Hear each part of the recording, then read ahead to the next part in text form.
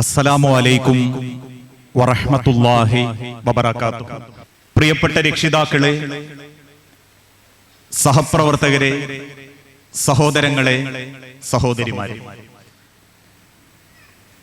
അല്ലാഹു സുബ്ഹാനഹു വ തആല ഒരുപാട് ഇഷ്ടപ്പെടുകയും ഒരു വിശ്വാസിക്ക് സ്വപ്നം കാണാൻ പോലും സാധിക്കാത്തത്ര അനുഗ്രഹങ്ങളെ കൊണ്ട് അല്ലാഹു ധന്യമാക്കുകയും ചെയ്യുന്ന അറിവിന്റെ, തിരിച്ചറിവിന്റെ ഒരു സദസ്സിലാണ് നമ്മളെല്ലാവരും ഒരുമിച്ച് കൂടിയത്. അല്ലാഹു വിശുദ്ധ ഖുർആനിലൂടെ ഓർമ്മപ്പെടുത്തിയതുപോലെ മിൻഹാ ഖലഖനാകും വഫീഹാ നുഈദുകും വമിൻഹാ നുഖ്രിജുകും താറത്തൻ നുഖ്റാ. മിൻഹാ ഖലഖനാകും, തീർച്ചയായും ആ മണ്ണിൽ നിന്നാണ് നിങ്ങളെ ഞാൻ സൃഷ്ടിച്ചിട്ടുള്ളത്. വഫീഹാ നുഈദുകും, അതേ മണ്ണിലേക്ക് തന്നെ നിങ്ങളെ ഞാൻ കൊണ്ടുപോകുകയും ചെയ്യും. ആ കൊണ്ടുപോകുന്ന യാത്രക്കാണ് ജീവിതം എന്നടയാളപ്പെടുത്താറുള്ളത്. എത്ര പറവറന്നാലും ഖുൽ ഇന്നൽ മൗതല്ലദീ തഫിറൂന മിൻഹു ഫഇന്നഹു മുലാഖീകും, അവരെത്ര തന്നെ ഭയപ്പെട്ടോടുന്ന മരണം അതവരെ കണ്ടുമുട്ടുക തന്നെ ചെയ്യും. ഏത് സെക്കൻഡും മരണം അവരിലേക്ക് കയറി വരും. ആ മരണം കയറി വന്നാൽ ലോകത്തൊരു ശക്തിക്കും പിടിച്ചു നിർത്താനാവാത്ത, ഒരു സങ്കടത്തിനും തിരുത്താനാവാത്ത ആ മരണം നമ്മൾ ഓരോരുത്തരുടെ ജീവിതത്തിലേക്കും അള്ളാഹ് നിശ്ചയിച്ചിട്ടുണ്ടെങ്കിൽ ആ സമയം വ്യത്യാസപ്പെടാതെ ആ മരണം നിങ്ങളെയും കൂട്ടിക്കൊണ്ടുപോകും. ആ മരണം കൊണ്ടുപോകുന്ന രീതി പോലും രണ്ട് രീതിയിലാണ് എന്ന് ഹബീബുനാ റസൂലുള്ളാഹി സ്വല്ലല്ലാഹു അലൈഹി വസല്ലമ ഓർമ്മപ്പെടുത്തി. രണ്ട് രീതിയിലാ ഞാനുങ്ങളും മരിക്കുക. മരണത്തിന് വേദന ഉണ്ട്. നമ്മൾ വിചാരിക്കേണ്ട എളുപ്പം പെട്ടെന്ന് അങ്ങ് മരിച്ചോയാ ചിലര് പറയും നല്ല മരണാട്ടോ, എന്തായി കുറെ കിടത്താണ്ട് കുറെ സങ്കടപ്പെടുത്താണ്ട് അങ്ങ് മരിച്ചു. ആ കിടത്തുന്ന അസ്വസ്ഥത എന്നുള്ളതല്ലാതെ മരണത്തിന് വേദന ഇല്ലാന്നില്ല. മരണത്തിന് വേദന ഉണ്ട്. പ്രവാചകൻ സല്ലല്ലാഹു അലൈഹി വസല്ലം പോലും മരണത്തിന്റെ വേദന അനുഭവിച്ചിട്ടുണ്ട്. അല്ലെങ്കിൽ നിങ്ങളൊന്ന് ചിന്തിച്ചു നോക്കി, ഈ കാണുന്ന സുഖവും സന്തോഷവും മക്കളും കുടുംബവും വീടും നാടും, ഞാൻ ഇപ്പോഴും ഇങ്ങോട്ട് ആലോചിക്കുക. ഞാൻ ഇങ്ങോട്ട് വരുന്ന സമയത്ത് മുക്കം അങ്ങാടി വരെ നല്ല മഴ, റോഡ് കാണാത്ത മഴ. ആ മഴയത്ത് ഇങ്ങനെ സഞ്ചരിക്കുമ്പോ ഞാനിങ്ങനെ ആഗ്രഹിക്കുക, എന്ത് രസാ കാണാൻ. ഒരു മഴ പെയ്യുന്ന സമയത്ത് വീട്ടിന്റെ സിറ്റ് ഔട്ടിൽ ഇരുന്ന് ഒരു കട്ടൻ ചായയും കുടിച്ച് കിട്ടാവുന്ന എന്തെങ്കിലുമൊക്കെ ഒന്ന് കുറിച്ച് മക്കളെയും നോക്കി പേരക്കുട്ടികളെയും നോക്കിയിട്ട് ഒരു ബാധ്യതയും സങ്കടവും ഇല്ലാതെ ഇങ്ങനെ ഇരിക്കുന്ന ആ ഇരുത്തം, ഇതൊക്കെ വിട്ടിട്ട് ദുനിയാവെന്ന് പോകാന്ന് പറഞ്ഞാ അതൊരു വലിയ വേദന തന്നെയാ മനുഷ്യരെ. അതറിയാഞ്ഞിട്ടാ ഈ ദുനിയാവിലെ സുഖങ്ങളും മക്കളെയും കുടുംബത്തിനെയും ഒക്കെ വിട്ട് അള്ളാന്റെ അടുത്തേക്ക് മടങ്ങാൻ പറഞ്ഞാ അതൊരു വേദന തന്നെയാ. അതിനേക്കാൾ അപ്പുറം മരണത്തിനൊരു വേദന ഉണ്ട്. റബീഉൽ അവ്വൽ 12-ാം തീയതി പ്രവാചകൻ സല്ലല്ലാഹു അലൈഹി വസല്ലമക്ക് ശ്വാസം മുട്ട് തുടങ്ങി. കയ്യിലുണ്ടായിരുന്ന ഒരു തോർത്തുമുണ്ട് പോലുള്ള ശീലക്കഷണം നബി സല്ലല്ലാഹു അലൈഹി വസല്ലമ മുഖത്തേക്കിടും, മുഖത്തുനിന്ന് വലിച്ചു മാറ്റും. കഴിഞ്ഞ 12 ദിവസവും രോഗിയായി കിടന്ന റസൂലുള്ളാക്ക് അങ്ങനെ ഒരു രീതി ഇല്ലല്ലോ എന്ന് കണ്ട ആയിഷ ബീവി എന്ന നമ്മളെ ഉമ്മ ഓടി വന്ന് റസൂലുള്ളാഹിനെ പിടിച്ചു മടി കടത്തും. റസൂലുള്ളാഹിന്റെ നെറ്റിയിൽ ഒരു ഉമ്മ കൊടുത്ത് ചോദിക്കുന്നുണ്ട്, നബിയെ എന്താ അങ്ങക്കൊരു വല്ലായിക? നബി സല്ലല്ലാഹു അലൈഹി വസല്ലമ ഒരൽപ്പം വിങ്ങി വീട്ടു പറഞ്ഞു, ആയിഷ, അന്ന് ഖൈബറിലെ ജൂതപ്പെണ്ണ് തന്ന വിഷമാംസത്തിന്റെ വേദന അത് ഞാൻ ഇന്ന് അനുഭവിക്കുന്നുണ്ട് ആയിഷ. ആ മരണത്തിന്റെ വേദന അതെന്നെ ബാധിക്കുന്നുണ്ട് ആയിഷ. ആയിഷ റളിയല്ലാഹു തആല അൻഹ നബി സല്ലല്ലാഹു അലൈഹി വസല്ലമന്റെ അരികിൽ നിന്ന് വെള്ളം വെക്കുകയും ആ വെള്ളം അല്ലാഹുവിന്റെ ഹബീബുള്ളയെ എടുത്ത് മേലാകെ ഇങ്ങനെ തടവുന്നതിനിടയിൽ ആയിഷ റളിയല്ലാഹു തആല അൻഹാന്റെ മുഖത്ത് നോക്കി പ്രവാചകൻ സല്ലല്ലാഹു അലൈഹി വസല്ലം പറഞ്ഞു, ആയിഷ, ഇന്നലിൽ മൗത്തി സക്കറാത്ത്, മരണത്തിന് നല്ല വേദന ഉണ്ട് ആയിഷ. ഇന്നലിൽ മൗത്തി സക്കറാത്ത്, മരണത്തിന് വേദന ഉണ്ട് ആയിഷ.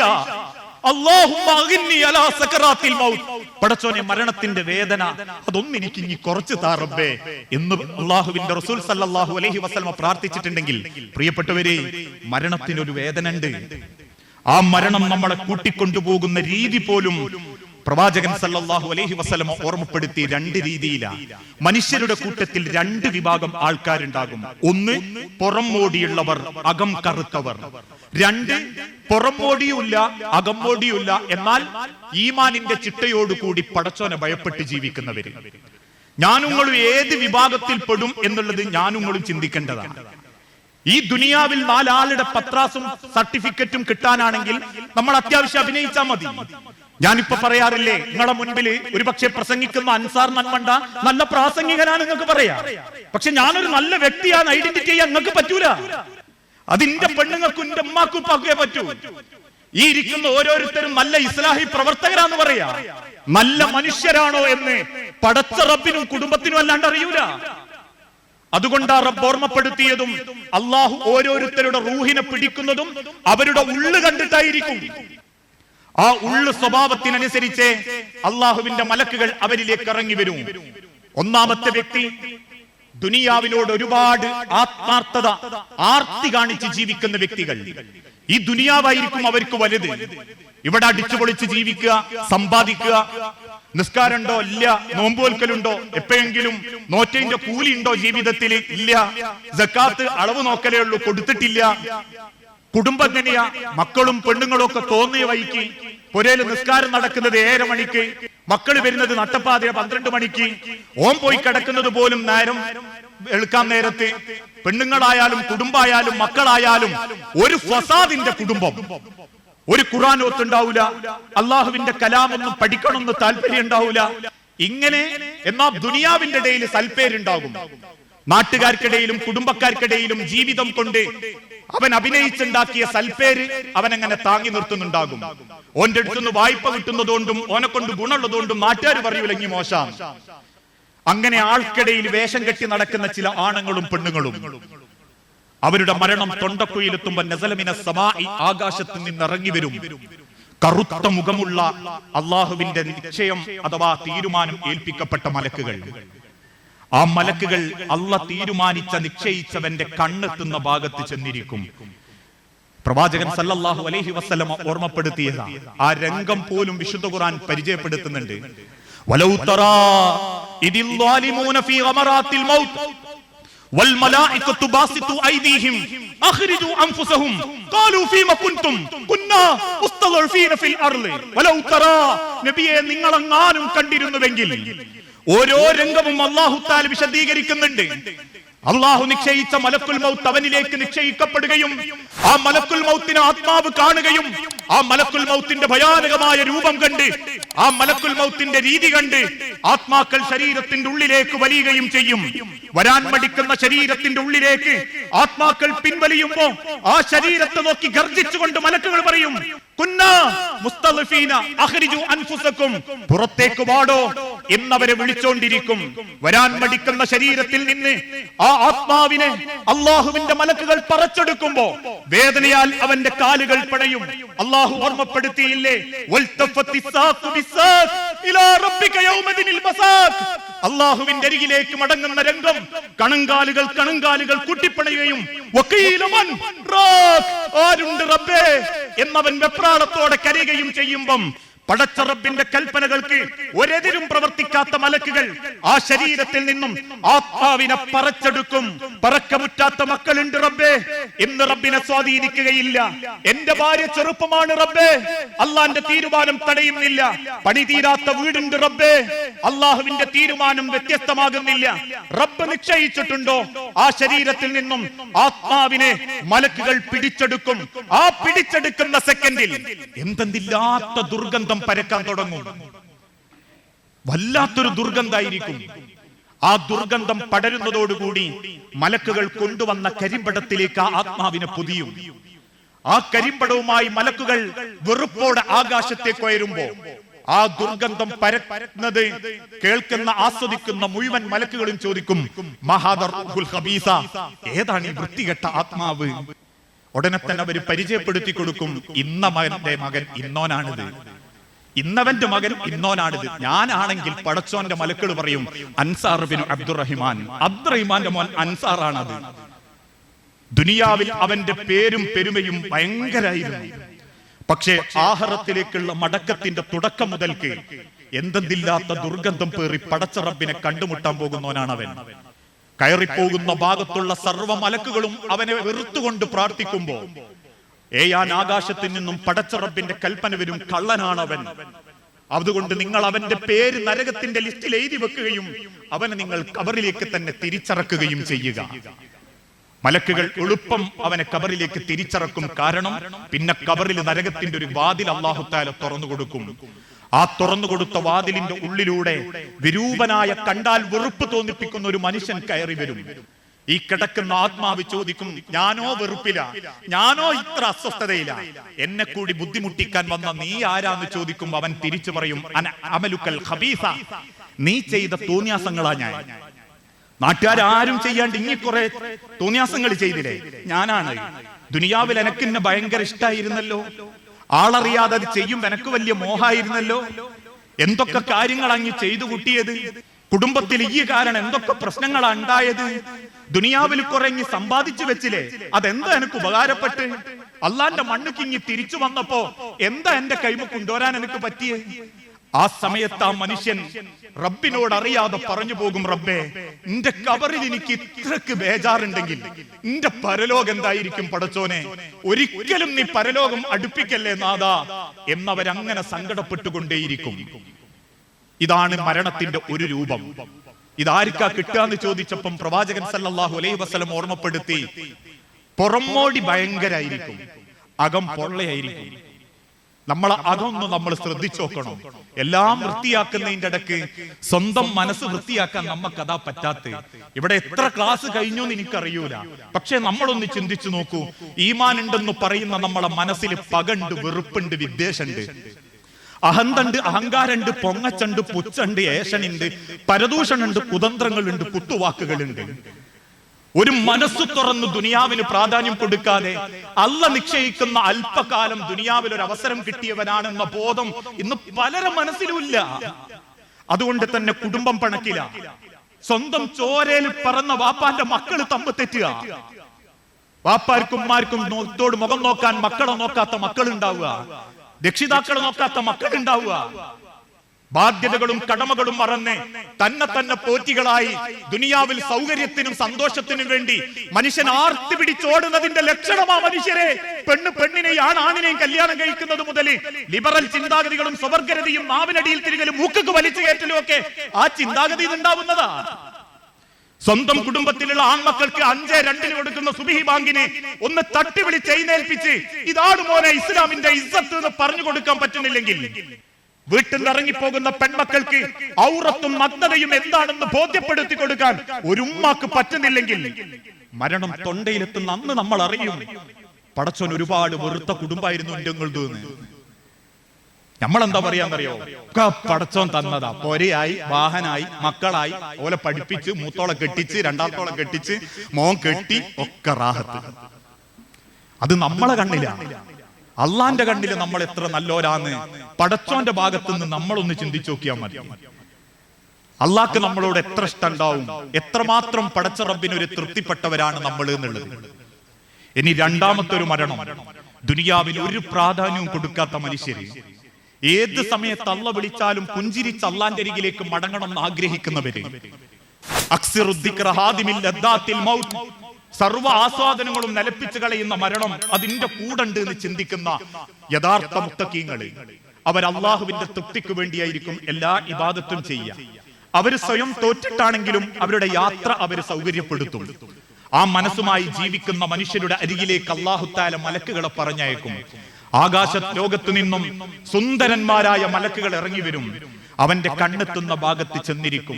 2 കൈകളും നീട്ടിയിട്ട് ആത്മാവിനെ നോക്കിയിട്ട് പറയും, യാ അയ്യത്തുഹൻ നഫ്സുൽ മുത്മഇന്ന ഇർജിഇ ഇലാ റബ്ബികി റാളിയതൻ മർളിയ ഫദ്ഖുലി ഫീ ഇബാദി വദ്ഖുലി ജന്നതി. യാ അയ്യത്തുഹൻ നഫ്സുൽ മുത്മഇന്ന, സമാധാനമടഞ്ഞ ആത്മാവേ, എന്റെ മനസ്സ് അള്ളാഹ്ക്ക് തൃപ്തിയായിട്ടുണ്ട്, അള്ളാഹുവിനെ നീയും നിന്റെ മനസ്സുകൊണ്ട് തൃപ്തിപ്പെട്ടിട്ടുണ്ട്. അതുകൊണ്ട് യാ അയ്യത്തുഹൻ നഫ്സുൽ മുത്മഇന്ന ഇർജിഇ ഇലാ റബ്ബികി റാളിയതൻ മർളിയ. ആ റബ്ബിന്റെ ഏറ്റവും നല്ല തൃപ്തിയിലേക്ക് നിന്നെ ഇതാ ഞങ്ങൾ സ്വാഗതം ചെയ്യുന്നു. ഫദ്ഖുലി ഫീ ഇബാദി വദ്ഖുലി ജന്നതി. എല്ലാ ആസ്വാദനത്തിന്റെയും സ്വർഗത്തിന്റെ കവാടം, ആ കവാടത്തിലേക്ക് നിന്നെ ഇതാ പ്രവേശിപ്പിക്കുന്നു. ആ സ്വാഗതത്തോടു കൂടിയാണ് മലക്കുകൾ നമ്മളെ കൂട്ടിക്കൊണ്ടുപോവുക. അള്ളാഹുവിന്റെ പ്രവാചകൻ സല്ലല്ലാഹു അലൈഹി വസല്ലം വിശദീകരിച്ചപ്പോൾ ഉലമാക്കൾ പറഞ്ഞു, ഒരു ചെറിയ നനഞ്ഞ പഞ്ഞിക്കെട്ടിൽ നിന്നും ഒരു ചെറിയ നൂല് വലിച്ചെടുക്കുന്നത് പോലെ നൈർമല്യത്തോടുകൂടി ഒരു കൂജയിൽ നിന്നും മറു കൂജയിലേക്ക് സാവധാനം വെള്ളം ഒഴിക്കുന്നത് പോലെ വേദനയോ ഒരു വെപ്രാളമോ കാണിക്കാതെ ആ ശരീരത്തിൽ നിന്നും ആത്മാവ് മലക്കിന്റെ കയ്യിലേക്ക് വരും. പുറത്തെത്തുമ്പോഴേക്കും ആ ആത്മാവിന് എന്തെന്നില്ലാത്ത സുഗന്ധം, വല്ലാത്തൊരു സ്മെല്ലായിരിക്കും. ആ സുഗന്ധം ആസ്വദിക്കുന്ന സർവ്വ മലക്കുകളും ചോദിക്കും, മൻഹാദാ, ആരായിവൻ? അവനെ വെച്ചിട്ട് പരിചയപ്പെടുത്തി കൊടുക്കും. ഏതാണ് ഈ ഏറ്റവും നല്ല ആത്മാവ്? ഏതാണ് ഈ നല്ല ആത്മാവ് എന്ന് ചോദിക്കുമ്പം അവനെ പറ്റിയിട്ട് അവന്റെ വാപ്പന്റെ പേര് വെച്ചിട്ട് പരിചയപ്പെടുത്തും, അൻസാർ ബിൻ അബ്ദുറഹ്മാൻ. ഉടനെ മലക്കുകൾ അവന് വേണ്ടി പ്രാർത്ഥിക്കും. പടച്ച റബ്ബിന്റെ തൃപ്തി അവന് കിട്ടും. സ്വർഗത്തിന്റെ കവാടത്തിൽ പേരുകളിൽ അവന്റെ പേര് എഴുതി വെക്കാൻ പറയും. അവനെ കബറിലേക്ക് പറഞ്ഞയക്കും. ആ കബറിലേക്ക് അവന് കൂട്ടായി ഏറ്റവും സുന്ദരനായ, ആർക്കും ഓമനത്വം തോന്നിപ്പിക്കുന്ന ഒരു വ്യക്തി കയറി വരും. ആ വ്യക്തിയോട് ചോദിക്കും, അൻത, നീ ആരാണ്? എന്റെ ഈ സന്തോഷത്തിൽ എന്നോടൊപ്പം വന്ന നീ ആരാണെന്ന് ചോദിക്കുമ്പോ അയാ തിരിച്ചു പറയും, അന അമലുക തുയ്യിബ, നീ ചെയ്ത സൽക്കർമ്മങ്ങളാണ് ഞാൻ. നീ ത്യാഗം ചെയ്ത് സൽക്കർമ്മങ്ങളില്ലേ, നിന്റെ സമാധാനത്തിനും സന്തോഷത്തിനും അള്ളാഹു നിനക്ക് കൂട്ടായി എന്നെ നിശ്ചയിച്ചിട്ടുണ്ട്. ഇത് കാണുന്നതോടുകൂടി അവൻ റബ്ബിനോട് പറയും, നാദാ, നിന്റെ കബറിൽ എനിക്ക് ഇത്രക്ക് സന്തോഷം ഉണ്ടെങ്കിൽ നിന്റെ പരലോകം എന്തായിരിക്കും റബ്ബേ? അതുകൊണ്ട് ഇനി പരലോകം കൂടുതൽ നീ അകറ്റല്ലേ റബ്ബേ, സമയം ദീർഘിപ്പിക്കല്ലേ റബ്ബേ, വേഗം ഒന്ന് പരലോകം കൊണ്ടുവാ എന്നവര് പ്രാർത്ഥിച്ചു കൊണ്ടിരിക്കും. പത്തപ്പിരിയത്തെ കബർ പറമ്പിന്റെ അരികിൽ ചെന്ന് നിന്നിട്ടൊന്ന് നോക്കിങ്ങള്, ആ കബറിന്റെ ഉള്ളിൽ കിടക്കുന്ന എത്ര മനുഷ്യന്മാർ ഇത് രണ്ടും അനുഭവിക്കുന്നവരുണ്ട് എന്നറിയാം. എത്ര മനുഷ്യന്മാർ ഇതിന്റെ ഉള്ളിൽ കിടന്ന് സങ്കടപ്പെടുന്നുണ്ട് എന്നറിയാം. പുറമേ നിന്ന് നോക്കിയാൽ ഒരാൾക്കെങ്കിലും അത് ഉള്ളൊന്ന് പറഞ്ഞു കൊടുക്കാൻ പറ്റായിരുന്നെങ്കിൽ ഓരോ കബർ പറമ്പിന്റെ ഉള്ളൊന്നും ആൾക്കാർ വിളിച്ചു പറയായിരുന്നു, മനുഷ്യരെ ഈ ലോകം ഭയാനകമാ, മനുഷ്യരെ ഈ ലോകം ഭയാനകമാ, അതുകൊണ്ട് ജീവിതത്തെ നിങ്ങൾ ചിട്ടപ്പെടുത്തിക്കോ എന്ന് വിളിച്ചു പറയാൻ പറ്റുമായിരുന്നെങ്കിൽ 1000 മനസ്സുകൾ, നാവുകൾ അതിന്റെ ഉള്ളിൽ നിന്ന് വിളിച്ചു പറയാണ്ടാകുകയായിരുന്നു. നാളെ മറ്റന്നാൾ എന്നെയും കബറിലേക്ക് കൊണ്ടുവെക്കുമ്പോൾ ഇതിലേത് മരണത്തെയാണ് ഞാനും നിങ്ങളും സ്വീകരിക്കേണ്ടി വരിക? ഇനി ആ കബറിലേക്ക് പോകുന്ന സമയത്ത് പോലും നമ്മളെ ജീവിതം, ആ കബറെന്ന ലോകത്ത് പോലും, ഞാൻ സമയത്തിന്റെ പരിമിതി ഉള്ളത് കൊണ്ടാണ് മരണാനന്തര ലോകം, മരണം എന്നുള്ള വിഷയം പെട്ടെന്ന് സൂചിപ്പിക്കുന്നത്. ആ കബറിലേക്ക് ചെന്ന് കഴിഞ്ഞാൽ എല്ലാം എളുപ്പമായോ? ചില ആൾക്കാർ കരുതലുണ്ട്, ചില വ്യക്തികൾ ദുനിയാവിൽ വെച്ച് തന്നെ പറയില്ല, ഒന്ന് മരിച്ചിട്ടിയാ മതിയായിരുന്നു എന്ന്. ആൾക്കാർ വിചാരം മരിച്ചാൽ നല്ല സുഖാന്നാ. കുറെ ബേജാറും സങ്കടമൊക്കെ ഞാൻ അനുഭവിക്കുമ്പോൾ ചിലര് പറയും, ഒന്ന് മരിച്ചു കിട്ടിയാ മതിയായിരുന്നു റബ്ബേന്ന്. ദുനിയാവിലുള്ള അവസ്ഥയും കബറിലുള്ള അവസ്ഥയും പ്രവാചകൻ സല്ലല്ലാഹു അലൈഹി വസല്ലം വിശദീകരിച്ചിട്ടുണ്ട്. ഒരു സുദീർഘമായ ഹദീസിൽ നബി സല്ലല്ലാഹു അലൈഹി വസല്ലമ ചോദിച്ചൊരു ചോദ്യമാണ്, നിങ്ങൾ ആരെങ്കിലും സ്വപ്നം കണ്ടോ? അവര് പറഞ്ഞു, ഇല്ല നബിയെ. അവര് തിരിച്ചു ചോദിച്ചു, നബിയെ, നിങ്ങൾ വല്ല സ്വപ്നം കണ്ടോ? റസൂലുള്ളാഹി സല്ലല്ലാഹു അലൈഹി വസല്ലമ പറഞ്ഞു, ആത്താനിയ ലൈലത ആത്തിയാൻ, ഇന്നലെ രാത്രി 2 പേര് എന്റെ അരികിലേക്ക് വന്നു. ആ 2 പേരും എന്നോട് എഴുന്നേറ്റ് നടക്കാൻ വേണ്ടി കൽപ്പിച്ചു. ഞാൻ അവരുടെ കൂടെ സഞ്ചാരം ആരംഭിച്ചു. അങ്ങനെ ഞാൻ സഞ്ചരിച്ചപ്പോ അല്ലാഹു തആല എനിക്ക് ചില കാഴ്ചകൾ കാണിച്ചു തന്നു. ഒന്നാമതായി റബ്ബ് കാണിച്ചു തന്നത്, ആത്താനി, ഞാൻ ചെന്നെത്തിയത് അലാ റജുലിൻ, ഒരു മുൽത്തജിൻ, ആരോഗ്യ ദൃഢഗാത്രനായി ഒരു മലർന്നു കിടക്കുന്ന ഒരു മനുഷ്യന്റെ അരികിലേക്കാ. അതാണാവാം, പെണ്ണാവാം. മറ്റൊരാൾ അവന്റെ അരികിൽ തന്നെ നിൽക്കുന്നുണ്ട്. ബിയദിഹി ബിഹിജാറത്തിൻ കബീറ, ഒരു വലിയ പാറക്കല്ലുമായിട്ടാണ് ആ നിൽക്കുന്നവൻ, കിടക്കുന്നവന്റെ അരികിലുള്ളത്. ആ കിടക്കുന്ന മനുഷ്യന്റെ തലയിലേക്ക് ആ പാറക്കല്ല് വലിച്ചെറിയുമ്പോ ഏറിന്റെ ശക്തി കൊണ്ട് തലയോട്ടിയടക്കം പൊട്ടിച്ചതറി 4 ഭാഗത്തേക്കും ചെതറിത്തെറിക്കും. പ്രാണവേദന കൊണ്ട് അയാൾ കാലിട്ട് പടയുമ്പോ എറിഞ്ഞ ശക്തി കൊണ്ട് കല്ലുരുണ്ടു പോകും. ആ എറിഞ്ഞവൻ ആ കല്ലെടുത്ത് തിരിച്ചു വരുമ്പോഴേക്കും ചെതറിത്തെറിച്ചു പോയ തല ആദ്യത്തെ സ്ഥിതിയിൽ തന്നെയായിട്ടുണ്ടാകും. വീണ്ടും കല്ലെടുത്തെറിയും. ആ രംഗം കണ്ട് നബി സല്ലല്ലാഹു അലൈഹി വസല്ലമ ചോദിച്ചു, ആരാണ് ജിബ്രീലേ, ആരാണ് ഈ 2 പേർ? ജിബ്രീൽ അലൈഹി സ്വലാത്തു വസ്സലാമക്ക് വിശദീകരിച്ചു കൊടുക്കപ്പെട്ടു, അള്ളാഹുവിന്റെ റസൂലുള്ളാഹിക്ക് വിശദീകരിച്ചു കൊടുക്കപ്പെട്ടു, നബിയേ, അവൻ ആരാന്നറിയോ? ആ മലക്ക് കല്ലുമായി നിൽക്കുന്നവൻ അള്ളാഹുവിന്റെ ശിക്ഷ നടപ്പിലാക്കുന്ന മലക്കാണ്. അള്ളാഹു പറഞ്ഞൊരു വാക്കില്ലേ, ഫൽയദു ഉനാദിയ, നിങ്ങൾക്കാരെയും വിളിക്കാം പടച്ചോന്റെ അടുത്ത്. അള്ളാഹുവിന്റെ പരലോകത്ത് നിങ്ങൾക്കാരെയും വിളിക്കാം. നിങ്ങൾ ഉണ്ടെന്ന് അഭിമാനിച്ചിരുന്ന നിങ്ങളുടെ പണം, നിങ്ങളുടെ അംഗബലം, സംഘബലം, നിങ്ങളുടെ തറവാടിത്വം എന്തും നിങ്ങൾക്ക് വിളിക്കാം. ഞാൻ എന്റെ സബാനിയത്ത് എന്ന മലക്കിനെ മാത്രമേ വിളിക്കൂ. ആ ശിക്ഷ നടപ്പിലാക്കുന്ന മലക്കാണ് പാറക്കല്ലുമായി നിൽക്കുന്നവൻ. ആ കിടക്കുന്നവൻ ആരാന്നറിയോ റസൂലേ? ഫഇന്നഹു യഖ്റഉൽ ഖുർആൻ, ഖുർആൻ ഓതിയവനായിരുന്നു. വയഹ്ഫിദുഹു, അത് മനപ്പാടാക്കിയവനായിരുന്നു. വയതനാവലഹു, അത് കൈകാര്യം ചെയ്തവനായിരുന്നു. പക്ഷേ വയുകദ്ദിബഹു, അതിനെ കളവാക്കിയവനായിരുന്നു. ഖുർആൻ പഠിച്ചിട്ടും അതനുസരിച്ച് ജീവിക്കാത്തവൻ, ഖുർആൻ പഠിച്ചിട്ടും അതിനോട് നീതി കാണിക്കാത്തവർ, വിശുദ്ധ ഖുർആനിന്റെ അനുയായികളായിട്ടും ജീവിതത്തോട് അത് ചേർത്ത് വെക്കാതെ അതിനെ അപമാനിച്ചവർ. സഹോദരങ്ങളെ, അള്ളാഹുവിന്റെ ഖുർആനിനെ പറ്റി അറിവുള്ളവരാ ഞാനും നിങ്ങളും. ആ വിശുദ്ധ ഖുർആനിലെ ആയത്തുകളെ പറ്റി കൃത്യമായ ബോധമുണ്ടായിട്ടും ജീവിതത്തിന്റെ ഏത് രംഗത്താ നമുക്ക് അള്ളാഹുവിനെ ഒന്ന് മനസ്സറിഞ്ഞ് സ്നേഹിക്കാൻ പറ്റിയേ? നമ്മളെ ജീവിതത്തിൽ ഒരു മാറ്റങ്ങൾ വരുത്താൻ സാധിച്ചു. ഒരായത്ത് കേട്ടപ്പോഴേക്കും സഹാബാക്കൾ കരഞ്ഞു. മദീന പള്ളിയിൽ പലപ്പോഴും സഹാബത്ത് ബോധം കെട്ടു വീഴുമ്പോ ആ ആയത്തോതിയ റസൂലുള്ളാഹിനോട് അവർ കണ്ണീരോടെ പറയുന്നു, നബിയേ, ആ ആയത്ത് ഞങ്ങളെ വല്ലാതെ സങ്കടപ്പെടുത്തുന്നു റസൂലേ. ഏതായിരുന്നു ആയത്ത്? യാ അയ്യുഹല്ലദീന ആമനൂ ഖു അൻഫുസകും വഅഹ്ലീകും നാറാ വഖൂദുഹാ അന്നാസു വൽ ഹിജാറ അലൈഹാ മലായികത്തുൻ ഗിലാദുൻ ശിദാദുൻ ലാ യഅസൂനല്ലാഹ മാ അമറഹും വയഫ്അലൂന മാ യുഅ്മറൂൻ. യാ അയ്യുഹല്ലദീന ആമനൂ, വിശ്വാസികളെ, 5 വക്ത് നിസ്കരിക്കുന്ന മുസൽമാനെ, ഒരു ജാറത്തിങ്കലും പോകാത്തവരെ, ഒരു മക്ബറയും മൂടാത്തവരെ, ഒരേലസും മന്ത്രിച്ചൂതി കെട്ടാത്തവരെ, അല്ലാഹുവിന്റെ ഖുർആൻ എന്ന കലാമിനെ നെഞ്ചോട് ചേർത്ത് പഠിക്കുന്ന മുഅ്മിനീങ്ങളെ, പരിശുദ്ധ റമളാൻ മാസത്തിൽ രാവും പകലും ധന്യമാക്കുന്ന മുസൽമാനെ, ഖൂ അൻഫുസകും വഅഹ്ലീകും നാറാ, നീ നിന്നെ മാത്രം രക്ഷപ്പെടുത്തിയാ പോരാ. ഞാൻ പള്ളിക്ക് പോകാറുണ്ട്, ഞാൻ ഖുർആൻ ഓതാറുണ്ട്, ഞാൻ അധികം ടിവിന്റെ മുൻപിൽ ഇരിക്കാറില്ല, ഞാൻ ഫോൺ കാണാറേ ഇല്ല എന്ന് പറയല്ലേ. വഅൻഫുസകും വഅഹ്ലീകും, നിന്റെ കുടുംബത്തെ നീ കാക്കണം. നിന്റെ മക്കളെ പടച്ചോൻ എന്നെ ഏൽപ്പിച്ചു തന്നതാ, നിന്റെ കുടുംബത്തെ അല്ലാഹു നിന്റെ കയ്യിൽ ഏൽപ്പിച്ചു തന്നതാണെങ്കിൽ വഅഹ്ലീകും നാറാ, ആ കുടുംബത്തെയും നീ കാക്കണം. വഖൂദുഹാ അന്നാസു വൽ ഹിജാറ, മനുഷ്യരെയും കല്ലുകളെയും ഇന്ധനമായി കത്തിക്കുന്ന നരകാഗ്നി. ഒരു വാപ്പാന്റെ കരച്ചിലിനും ഒരു ഉമ്മാന്റെ പടച്ചിലിനും രക്ഷപ്പെടുത്താനാവാത്ത നരകാഗ്നി. ആർക്കും ആരെയും പരാതി പറയാനോ, ആർക്കും ആരെയും ആക്ഷേപിക്കാനോ, ആർക്കും ആരോടും സങ്കടം ബോധിപ്പിക്കാനോ പറ്റാത്ത റബ്ബിന്റെ കൽപ്പനകൾ മാത്രം നടപ്പിലാക്കുന്ന അലൈഹാ മലായികത്തുൻ ഗിലാദുൻ ശിദാദുൻ ലാ യഅസൂനല്ലാഹ മാ അമറഹും വയഫ്അലൂന മാ യുഅ്മറൂൻ, കഠിനരും ശക്തരുമായ അല്ലാഹുവിന്റെ മലക്കുകൾ ശിക്ഷ നടപ്പിലാക്കുക തന്നെ ചെയ്യും എന്ന ആയത്ത് കേട്ടപ്പോഴേക്കും സഹാബാക്കൾ ബോധം കെട്ടു വീണു. അവർക്ക് സ്വന്തം കുടുംബത്തെ പറ്റി ഓർമ്മ വന്നു. അവര് ബേജാറായി പോയി. സ്വന്തം മക്കളെ കൊണ്ട് പടച്ചോനെ ഞങ്ങൾ അള്ളാന്റെ അടുത്ത് അപമാനിക്കപ്പെടുവോ, സ്വന്തം കുടുംബത്തിന്റെ പേരിൽ ഞങ്ങൾ തലകുനിക്കേണ്ടി വരുമോ എന്ന് ഓരോ ആയത്ത് കെട്ടതിന്റെ പേരിലും ഇല്ലേ.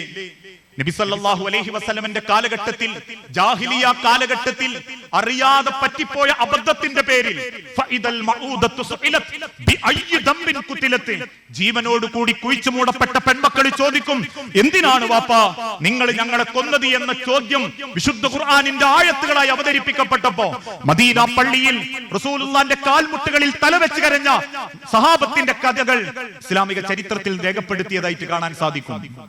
ഒരായത്ത് കേട്ടപ്പോഴേക്കും അവര് മാറി. ഖുർആനിന്റെ ഓരോ വെളിച്ചമായിട്ടും അവരത് സ്വീകരിച്ചു.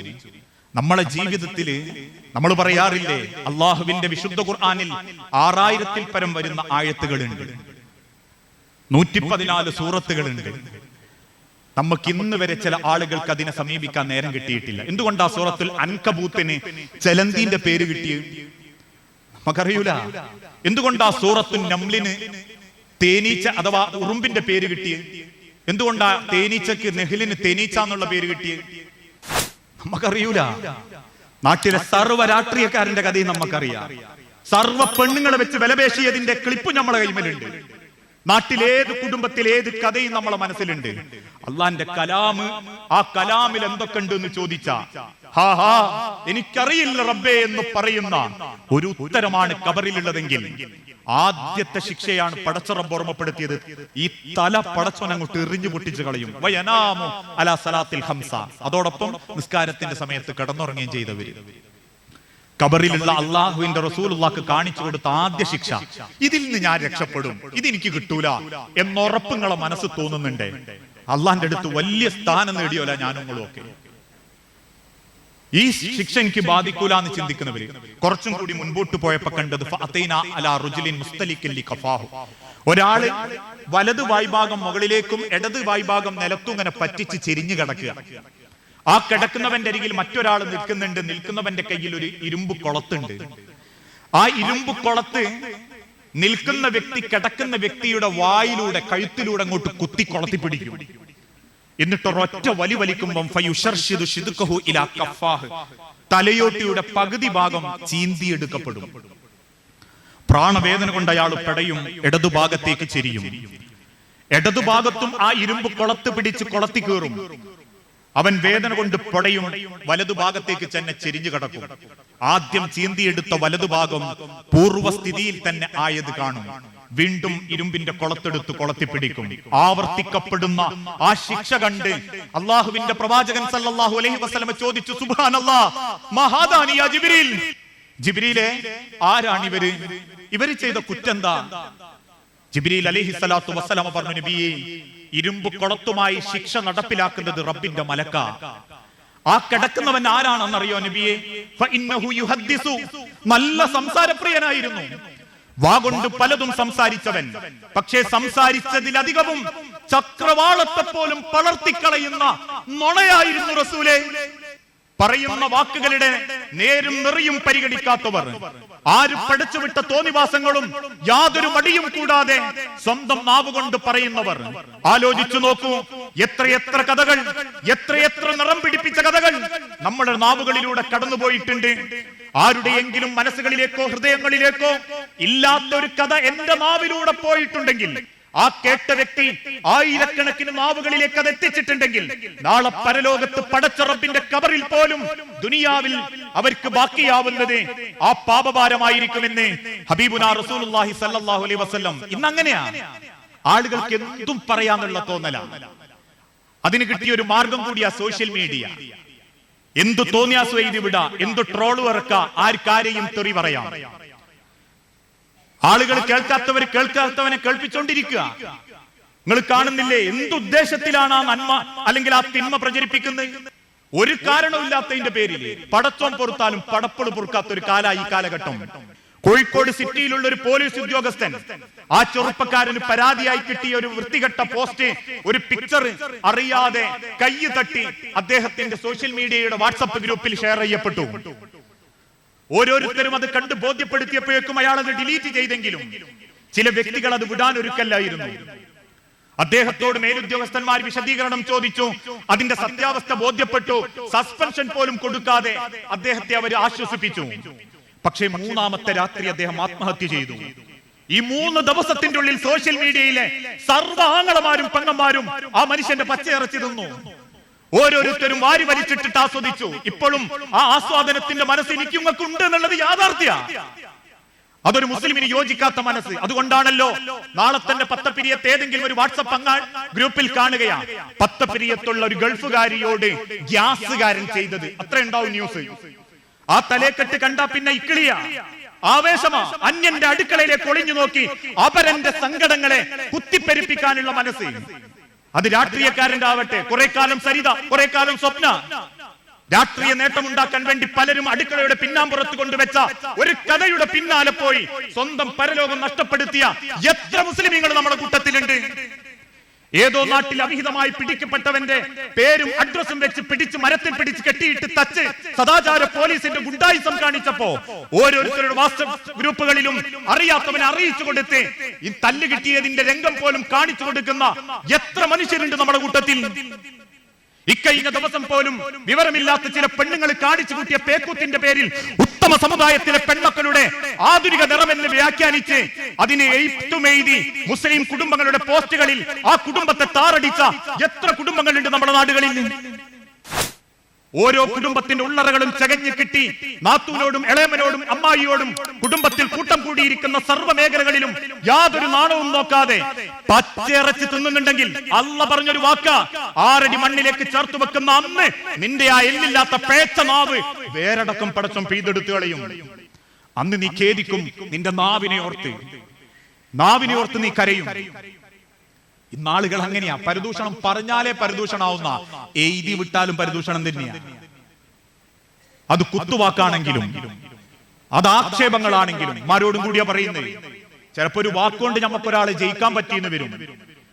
പക്ഷെ ആ വാക്കുകൊണ്ട് മുറിഞ്ഞൊരു മനസ്സിന് ഒരു ഓയിൽമെന്റ് തേച്ചാലും ആ മുറിവ് ഉണങ്ങുന്നില്ലെങ്കിൽ, മരിച്ചാൽ പോലും ആ പൊരുത്തം കിട്ടിയിട്ടില്ലെങ്കിൽ, ആ വാക്കിന്റെ പേരിൽ പടച്ചോ നിർത്തിയിട്ട് ശിക്ഷിച്ചിട്ടല്ലാതെ അള്ളാഹ് അവരെ വിചാരണക്ക് വിളിക്കൂല എന്നാ. ചിലര് വേഗം കൊള്ളിച്ചങ്ങ് പറയാ, കുത്തിപ്പറയാ ചെയ്യാ. മരുക്കളോട്, ഉമ്മാനോട്, ഉമ്മന്റെ വീട്ടുകാരോട്, മരുക്കളെ വീട്ടുകാരോട്.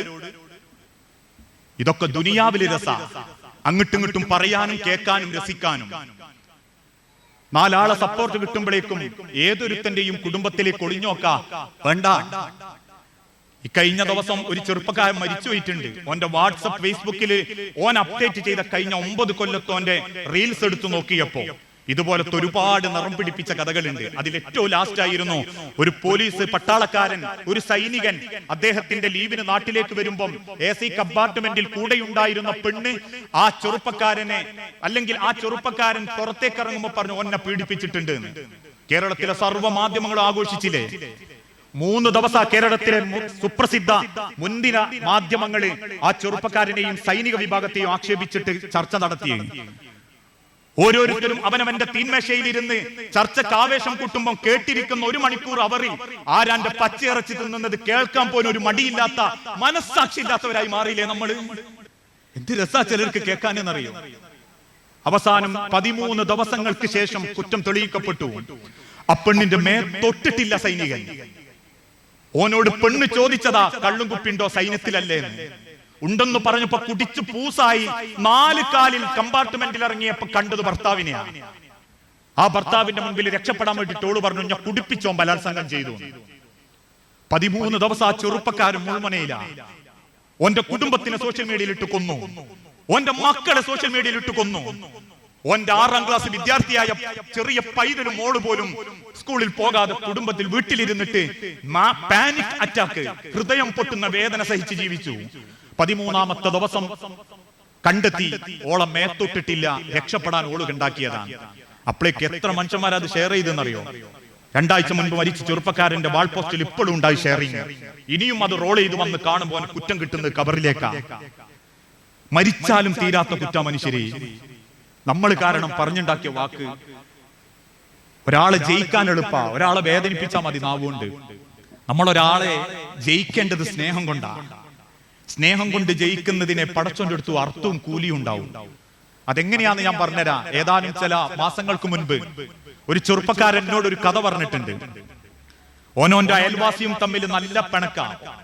ഇവൻ തന്നെ എന്നോട് പറയുന്നത്, എനിക്കൊരു അനുഭവം പറയാനുണ്ട്, പേരും അഡ്രസ്സും പറയണ്ട, എന്നൊക്കെ എവിടെങ്കിലും പറയാൻ പറ്റും.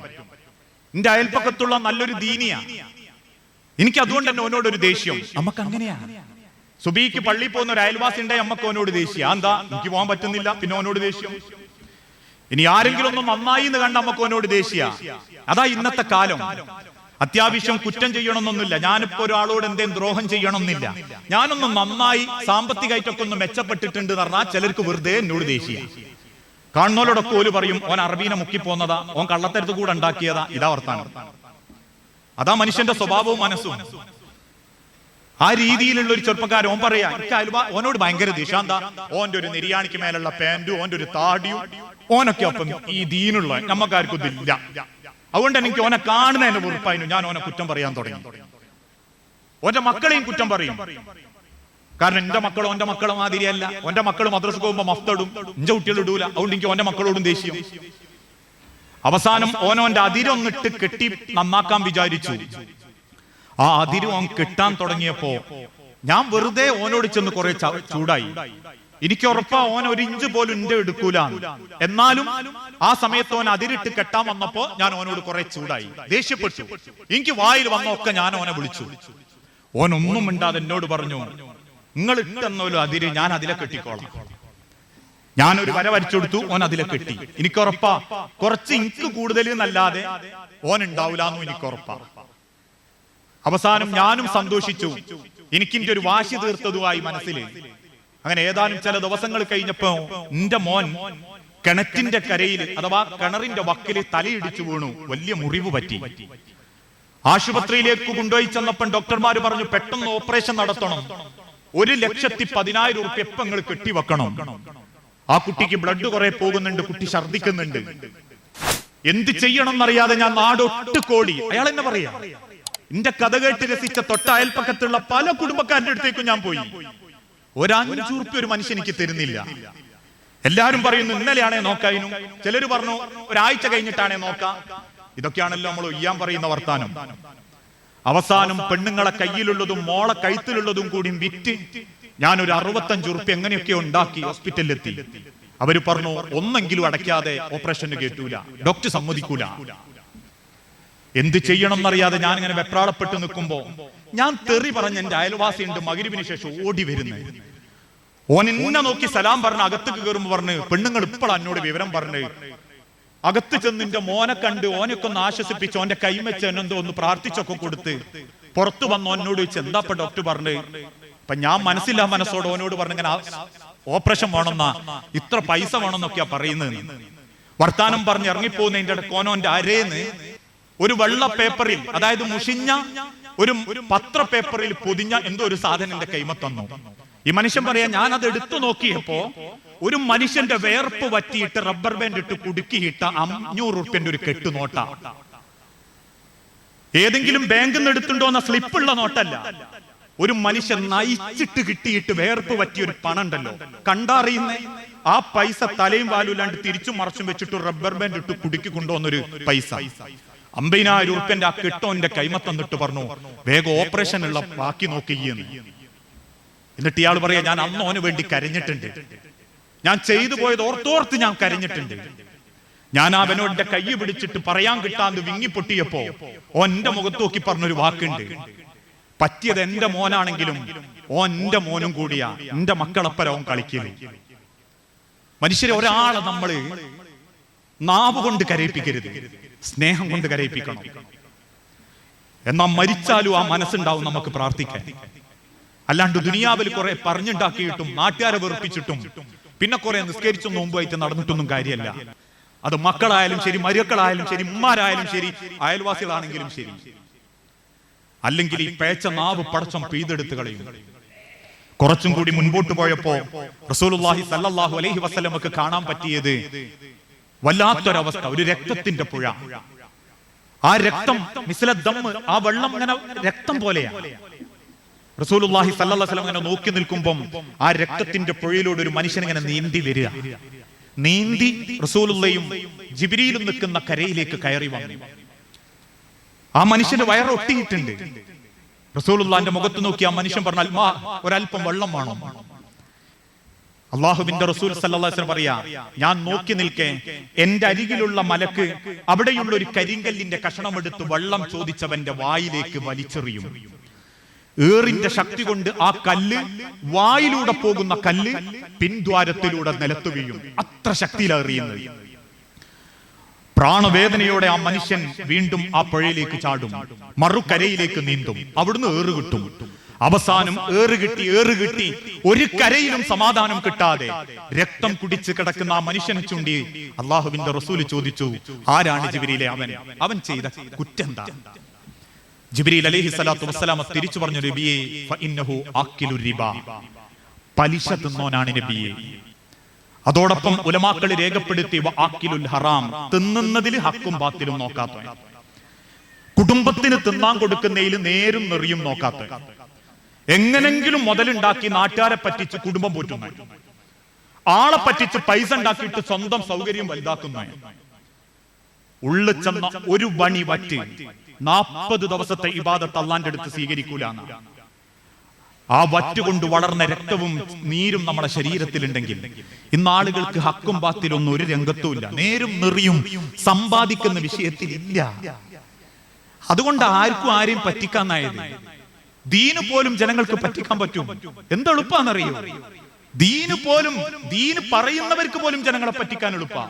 ഞാനിപ്പോ നിങ്ങളോട് കുറെ ആൾക്കാരോട് പറയാതാ, ഞാനൊരു ബിസിനസ് തുടങ്ങുന്നുണ്ട് കേട്ടോ, അത് നിങ്ങൾ ഓരോരുത്തരും 1 ലക്ഷം റുപ്യ വീതം തന്നാ മാസത്തിൽ ഞാൻ നിങ്ങൾക്ക് ഇത്ര ലാഭം തരും. പറയുന്ന ആരാ? മൊയ്ലിയാരി. അപ്പൊ നിങ്ങളും വിചാരിക്കും അത്യാവശ്യം ലാഭം ഉണ്ടാക്കാം, കൊണ്ടുതരും. ഞാൻ എന്ത് ബിസിനസ്സാ? Hotel business. ഞാൻ എന്റെ ഒരു ആയുസിൽ MBA പോയിട്ടില്ല. ഒരു ഹോട്ടലിലേക്ക് എന്തൊക്കെ വേണമെന്ന് എനിക്കറിയൂല. എന്തെങ്കിലും ഒരു ഹോട്ടലിന്റെ ക്യാഷിൽ ഇരുന്നിട്ട് എനിക്ക് പരിചയമില്ല. ഒരു ഭക്ഷണം ഉണ്ടാക്കാൻ എനിക്ക് അറിഞ്ഞൂടാ. പക്ഷെ ഞാൻ എന്ത് ബിസിനസ് എടുത്തത്? Hotel business. എന്നിട്ട് ഞാൻ ആരൊക്കെ കണ്ടു? 10 ആളെ കണ്ടു, 10 ലക്ഷം ഉറുപ്പ്യ ഉണ്ടാക്കി. അവസാനം ഇത് പൊളിയും. കാരണം എനിക്ക് വിവരമില്ല.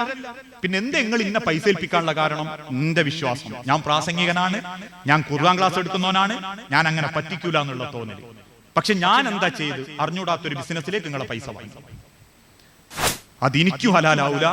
അറിയാണ്ട് വാങ്ങി തിന്ന് അതിന്റെ ലാഭം വിചാരിച്ച് തിന്നുകൂട്ടുന്ന നിങ്ങൾക്കും അത് ഹലാലാവൂല. ഇത് പൊളിയുമ്പോ എല്ലാരും പറയാ, അതുവരെ ആരോടും പറയൂല. പൊളിയുന്നതിന്റെ മുൻപ് ആൾക്കാരിങ്ങനെ ന്യായീകരിക്കും. ഷെയ്ഖുന അഷെയ്ഖ് പറഞ്ഞിട്ടുണ്ട്. ഏത് ഷെയ്ഖ്? ഈജിപ്തിന്റെ ഏതോ മൂലക്കെടുക്കുന്ന ഒരു ഷെയ്ഖിന്റെ പേരും വെച്ചിട്ടായിരിക്കും നോട്ടീസ് കൊടുത്തിട്ടുണ്ടാകുക. അവസാനം പൊളിഞ്ഞു എന്നറിയുമ്പോ പറയും ഇവിടെ പൈസയൊക്കെ പോയി. പിന്നെ അത് അടക്കി പിടിച്ച് വേർപ്പ് മുട്ടിയിട്ട് ഇന്നെയൊക്കെ വിളിച്ചിട്ട് ഇങ്ങനെ പറയും, അതിനെതിരെ നമുക്ക് വീഡിയോ ഇറക്കണം കേട്ടോ. കൊടുക്കുമ്പോ ഇവിടെ അല്ലേ ഉണ്ട്, അന്തേ ചോദിക്കാത്ത. അപ്പൊ കിട്ടാനുള്ളതായി മനുഷ്യന്മാർ ആർത്തിയ മനുഷ്യന് ദുനിയാവിൽ വാരി പിടിക്കാൻ. ഒരാളെ നെഞ്ചകം പൊള്ളിച്ചൊരു രൂപ എന്തെങ്കിലും കയ്യിലുണ്ടെങ്കിൽ കഴിക്കുന്നത് ഹലാലാവൂല എന്നല്ല പടച്ചോൻ പറഞ്ഞു. മരിച്ചാ പോലും പടച്ചോൻ ആ മയ്യത്ത്, ആ ആത്മാവിനെ സ്വീകരിക്കൂലെന്നാ. എന്തുകൊണ്ടാ ഒരാള് വഫാത്താകുന്ന മരിക്കുന്ന സമയത്ത് ഓന്റെ കടം ഒന്നെങ്കിൽ ഏൽപ്പിക്കണം, എഴുതി വെക്കണം. ഇനി വാപ്പയാണ് മരിച്ചതെങ്കിൽ ആ കടം വീട്ടിയിട്ടേ ബാക്കി സ്വത്ത് വീതിക്കാവെന്ന് പറയുന്നത്. അങ്ങനെയുള്ള മുതല് ഒരാളോട് കടം വാങ്ങി പറ്റിച്ചിട്ടുണ്ടാക്കിയാൽ പോലും ഖബറിൽ സ്വൈര്യം കിട്ടൂല എന്നുള്ളത് കൊണ്ടാണ്. ഒരു ഖബറിൽ കിടക്കുന്നവന്റെ തൊലിന്റെ ഉള്ളിലുള്ള മാംസം അങ്ങനെ വെന്തുകൊണ്ടിരിക്കും. റസൂല് ചോദിച്ചത് ആരുതാന്നറിയോ? സഹാബത്ത് പറഞ്ഞു, ഇല്ല നബിയെ. കടം വാങ്ങി എഴുതി വെക്കാതെ, വീട്ടാൻ ഉദ്ദേശമില്ലാതെ കടം വാങ്ങിയത് ഏൽപ്പിച്ചു കൊടുക്കാതെ മരിച്ചുപോയ വ്യക്തികളുടെ. അതുകൊണ്ടാ നബി സല്ലല്ലാഹു അലൈഹി വസല്ലം ഒരു മയ്യത്ത് നിസ്കരിക്കാൻ വരുമ്പോ ആദ്യം ചോദിക്കുന്നത് കടണ്ടോന്നാ.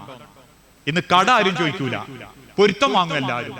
മയ്യത്തിന്റെ തലക്കും ഭാഗത്ത് നിന്നിട്ട് പറയുന്നത് കാണാം, വാക്കാലോ പ്രവർത്തിയാലോ എന്തെങ്കിലും സംഭവിച്ചു പോയിട്ടുണ്ടെങ്കിൽ അത് പൊരുത്തപ്പെട്ടു കൊടുക്കണം.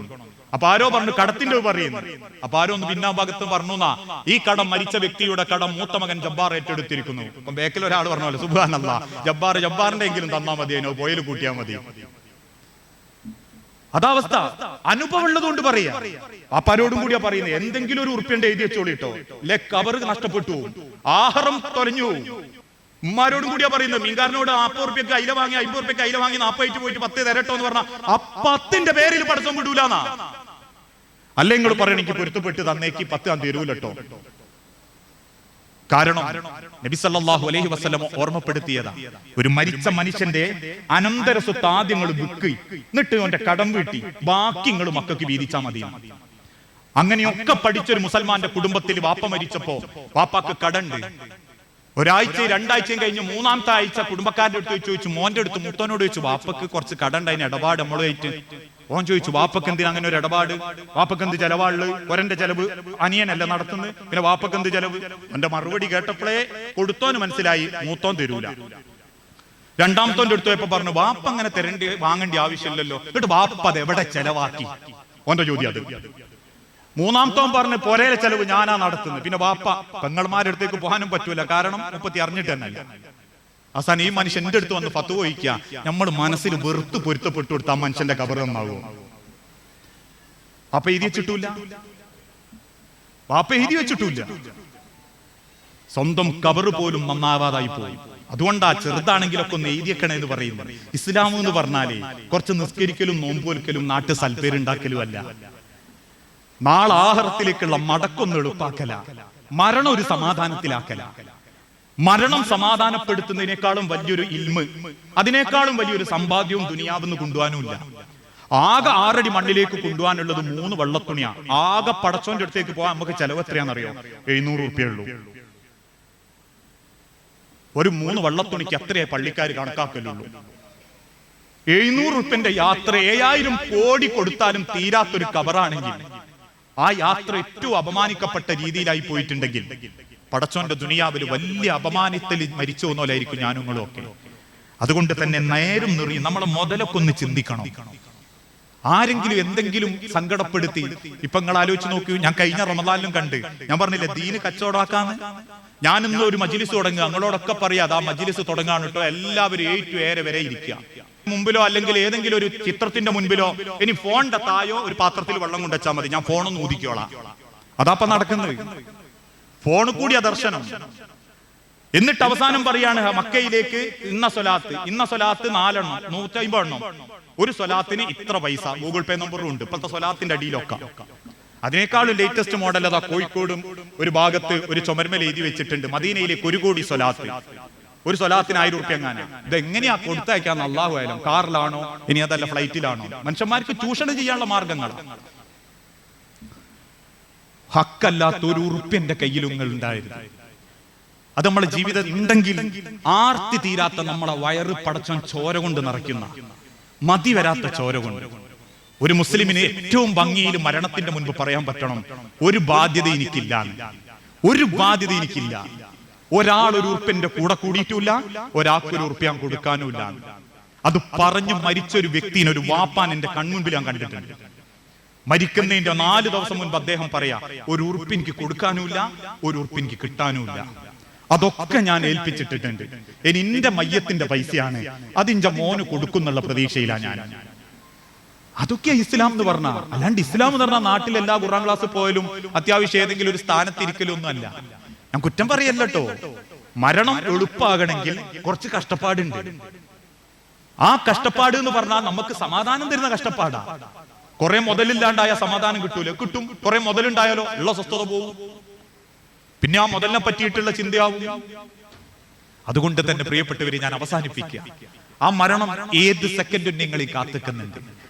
ഇനി അവസാനം നമ്മൾ ഒരിക്കൽ കൂടി കാണും. ഈ സംസാരിച്ച ഞാൻ മരിച്ചു പോയാൽ നിങ്ങൾ എനിക്ക് വേണ്ടി പ്രാർത്ഥിക്കണം, നമ്മൾ അങ്ങോട്ടും ഇങ്ങോട്ടും ഒക്കെ പ്രാർത്ഥിക്കണം.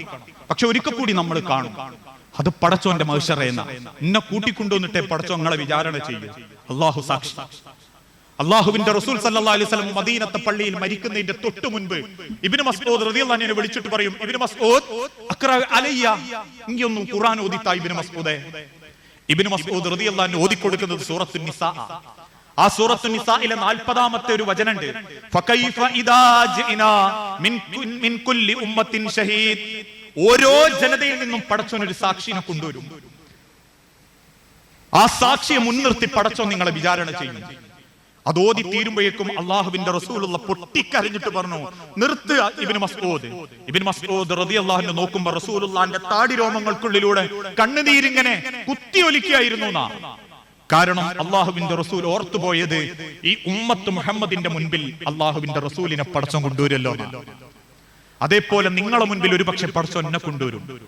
പാരത്രിക ലോകത്തേക്കുള്ള യാത്രയും മരണവും മരണാനന്തര ലോകത്തേക്കുള്ള നന്മയുടെ യാത്രയും എങ്ങനെയാണെന്ന് അള്ളാഹുവിന്റെ അരികിൽ നിന്ന് ചോദ്യം ചെയ്യപ്പെടും. അതറിഞ്ഞവരായിട്ട് പടച്ചോൻ നിങ്ങൾക്ക് അറിയിച്ചു തരും.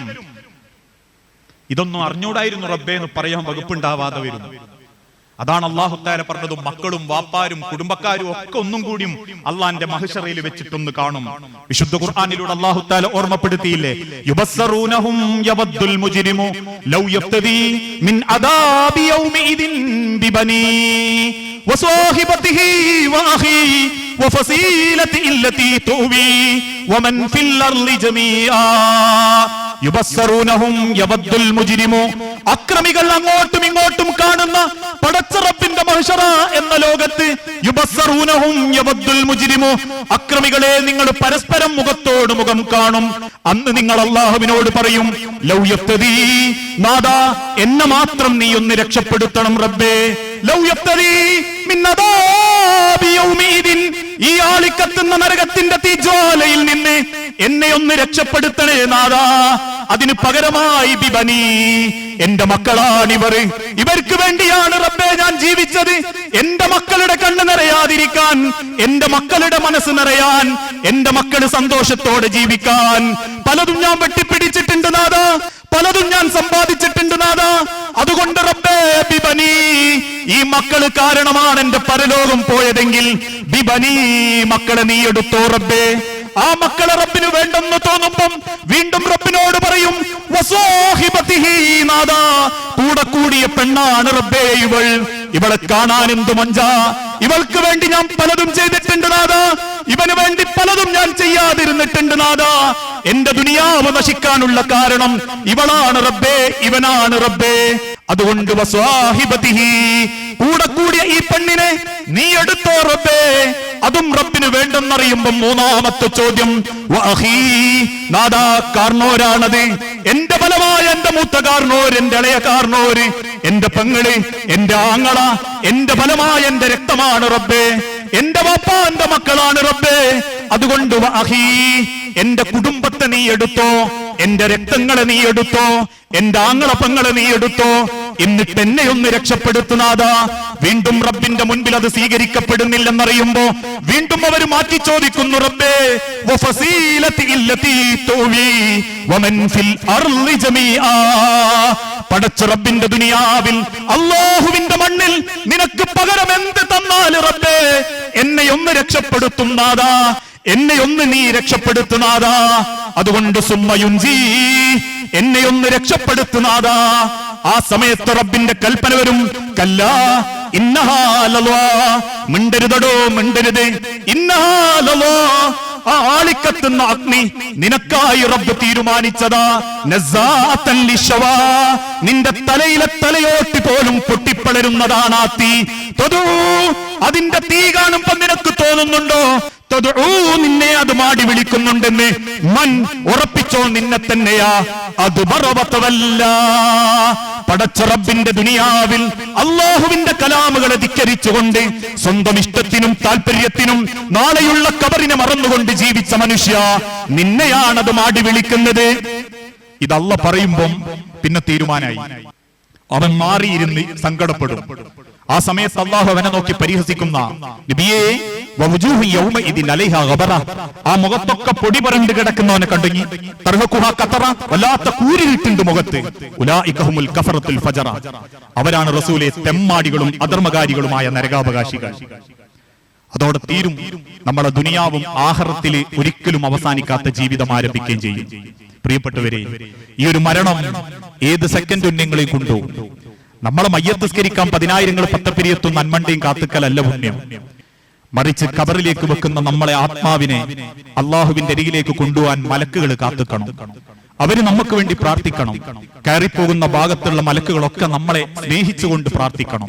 അതിനെന്തു വേണം? ജീവിതത്തെ, അള്ളാഹുവിന്റെ അരികിലേക്കുള്ള യാത്രയെ നമ്മൾ എളുപ്പാക്കണം.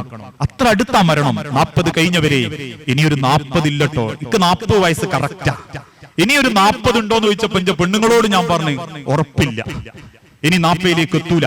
80 പറഞ്ഞ വലിയ കിട്ടല ഇനിയത്തെ കാലത്ത്. അത്രയേറെ ആമാശയൊക്കെ 6-ാം വയസ്സിൽ തന്നെ അടിച്ചു പോകാൻ തുടങ്ങുന്നുണ്ട്. 50 കഴിഞ്ഞോലേ ഇനി ഒരു 50 ഉണ്ടാവൂലട്ടോ, ബേജാറാക്കല്ല. 100 പഠിച്ചവൻ അധികാരക്കും അടുത്ത കാലത്തൊന്നും കൊടുത്തിട്ടില്ല.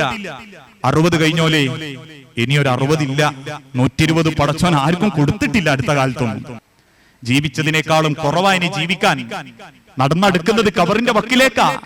തീരുന്ന ആയുസ്, ആ തീരുന്ന ജീവിതത്തെ ഇനിയും ശൈത്താന് വിട്ടുകൊടുക്കാതെ നല്ലൊരു മരണത്തെ മനസ്സിലാഗ്രഹിച്ച് നല്ലൊരു മടക്കം സ്വപ്നം കണ്ട് നമ്മളെ മനസ്സും ശരീരവും ജീവിതവും ദീനും ഭംഗിയാക്കാൻ ഈ ഒരു സംഗമം പ്രചോദനമാകട്ടെ എന്ന് ആത്മാർത്ഥമായി പ്രാർത്ഥിച്ച് വസല്ലല്ലാഹു അലാ നബീന. അസ്സലാമു അലൈക്കും വറഹ്മത്തുള്ളാഹി വബറകാതുഹു.